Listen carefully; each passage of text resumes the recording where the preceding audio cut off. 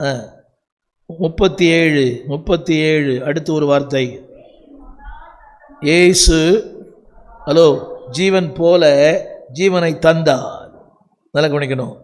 நமக்கெல்லாம் ஜீவன் போகுது, ஆனால் இவர் ஜீவனை, இன் இங்கிலீஷ் காட் கிவ். நம்ம வாழ்க்கையில் காட் டேக். தமிழ் புரியுதா? ஜீவன் போயிடுது, ஆனால் இவர் ஜீவன் அவரே கொடுத்தார். ஆமென் சொல்ல மாட்டீங்களா? சொல்லுங்க. அந்த சத்தம் எது வரைக்கும் இருந்துச்சு? எல்லாம் ஜபத்தில் சொல்லுங்களேன்.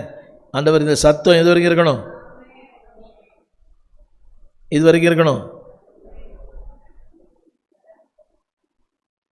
இந்த சத்தம் எது வரைக்கும் இருக்கணும்? எனக்கு எல்லாம் வாய் திறந்து சொல்லுத்தாய.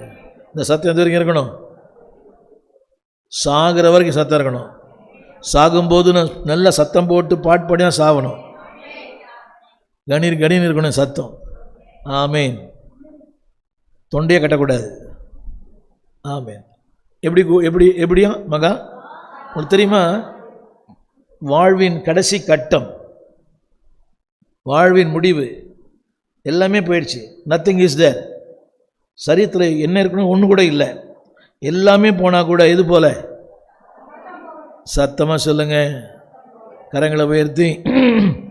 இந்த திங்கக்கிழமை ஞாயிற்றுக்கிழமை வந்தீங்கன்னா பயங்கரமாக சத்தம் போடணும். போட்டி போட்டு போடணும். ஜீவன் போகிறவரே சத்தம் போடுறாருன்னா ஜீவனில் நம்ம நல்லா சத்தம் போடணும். கை தட்டுங்க, பாட்டு பாடுங்க, நல்லா தட்டுங்கலாம் சொல்லக்கூடாது. ஆமீன். பாருங்க, செய்தி போடுறீங்களா? மரணத்திலும் ஊழியம். என்னங்க? மரணத்திலும் ஊழியம். அதை மட்டும் சொல்லி முடிக்கிறேன். அதான் மார்க்ஸ் விசேஷம் 39ஆம் அதிகாரம் 39ஆம் வசனம்.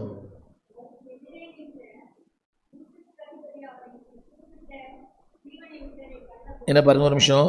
இவருடைய வேலை என்ன தெரியுமா? இவருடைய வேலை, இந்த அதிபதியோட வேலை தெரியுமா? செத்து போயிட்டாங்கன்னா அவரை எடுத்துன்னு வந்து அடக்கம் பண்ணுற வேலை தான் இந்த ஆள் வேலை. 100க்கு அதிபதி. நல்லா கவனிக்கணும். அவருடைய வேலை தெரியுமா?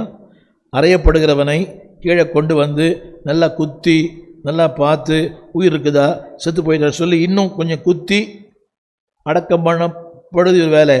இதுவரை இந்த ஆள் ஆயிரக்கணக்கான சரீரங்கள் அடக்கம் பண்ணியிருக்கிறார். நாளுக்கு என்னதான் வேலை? அறையப்படுகிறவனை இறக்கி நல்லா திரும்ப இன்னொரு முறை போஸ்ட்மார்ட்டம் பண்ணி, செத்து போயிட்டான் உயிரோடு இருக்கிறான பார்த்துட்டு அடக்கம் பண்ணப்படுறது இருந்தால் வேலை. ஆயிரக்கணக்கான பேர் அடக்கம் பண்ணியிருக்கிறாரு. ஆனால் இந்த நபர்